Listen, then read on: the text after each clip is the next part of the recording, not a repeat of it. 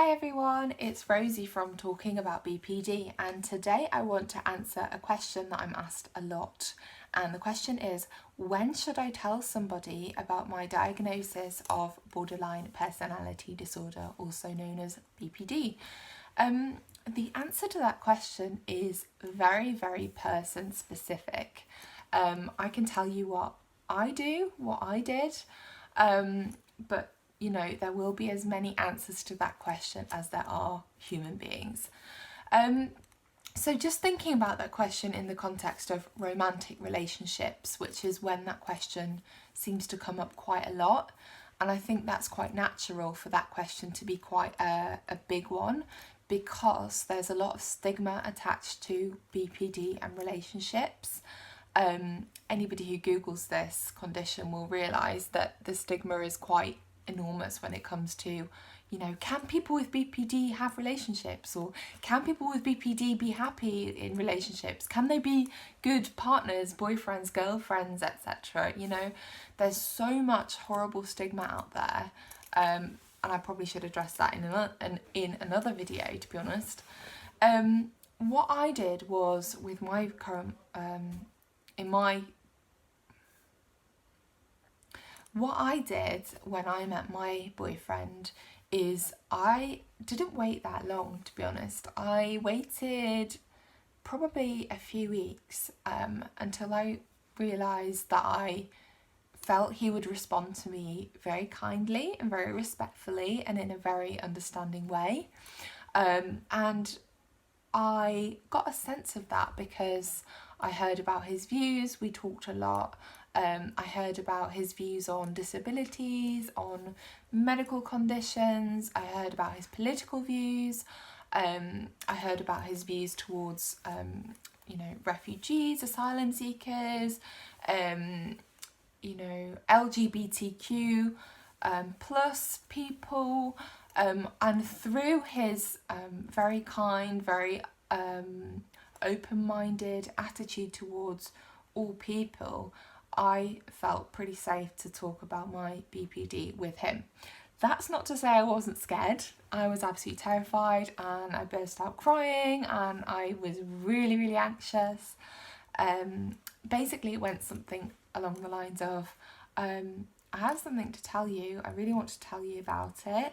I'll tell you about it face to face. You know, we'd been talking about quite a few personal things by text.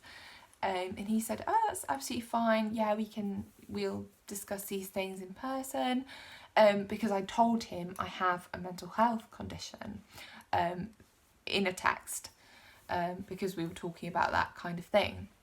But I didn't want to tell him about BPD over text because I didn't want him to Google it and then maybe panic about it or kind of like read stuff online, and I just felt really scared about that.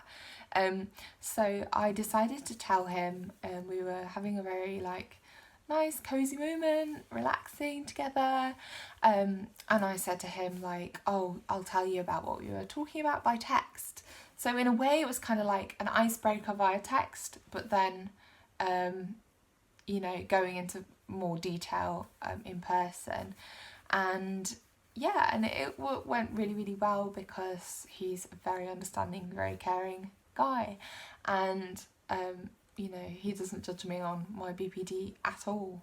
You know, he's so sensitive towards it, it's absolutely amazing.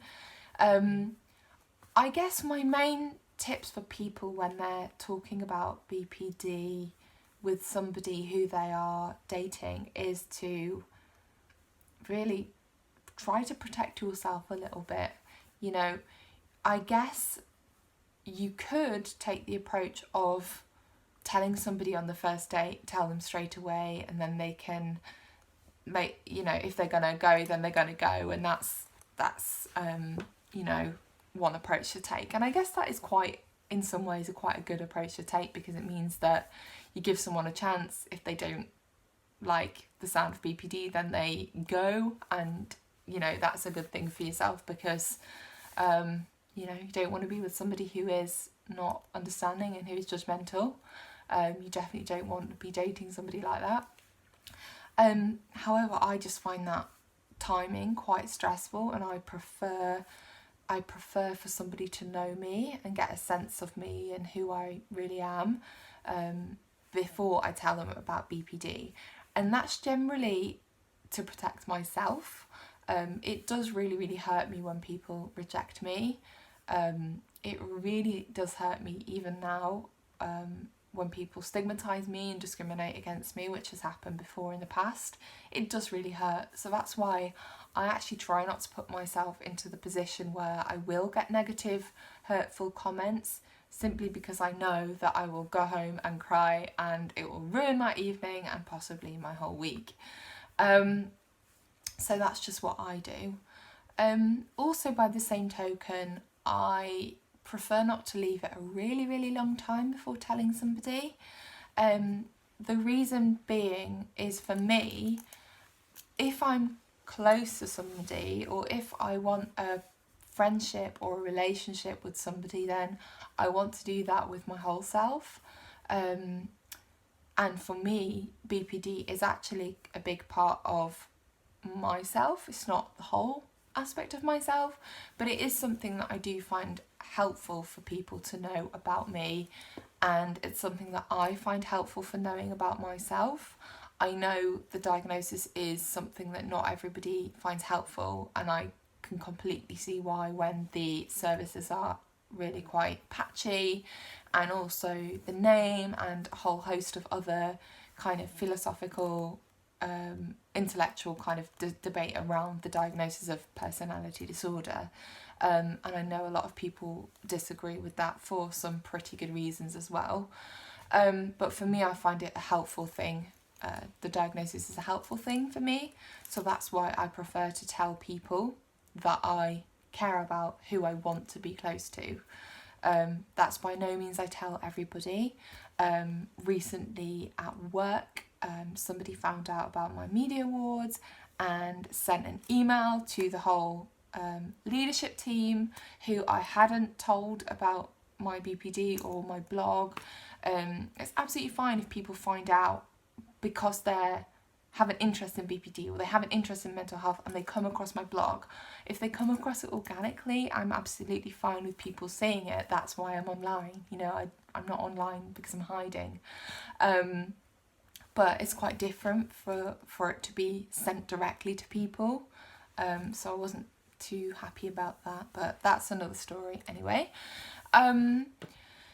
Yeah, I guess for me it's important for people to know, because otherwise I feel like, people I'm close to, by the way, otherwise I feel like I'm hiding something, and for me it's important that I feel that I'm not hiding things from people that I like and care about and want to be close to. You know, also for me it's a question of, I want to talk about it with people who I trust, because I want people to understand better about BPD. So it's kind of almost a learning exercise that I want people to know about it, and I want to talk about it. I don't want to be living in silence at all. And also one thing I really don't like doing is when I tell people, oh, I have depression, I have anxiety, bipolar. You know, I've gone through that for years, where I've told people that I have depression, anxiety or bipolar, and it's not the truth. It's not the whole truth. It was simply an easier way for me to say I have mental health problems. It was much easier for me to say depression, anxiety or bipolar, because I felt that they were less,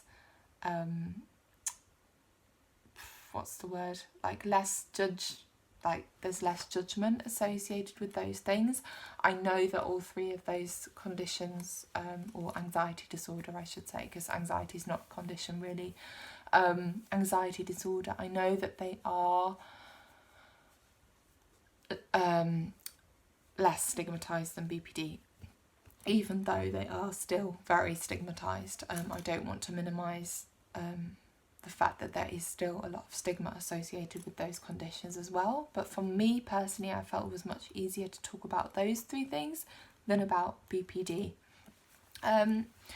So yeah, I hope me sharing a little bit about my the way I tell people, especially in relationships. I hope that's helpful to you.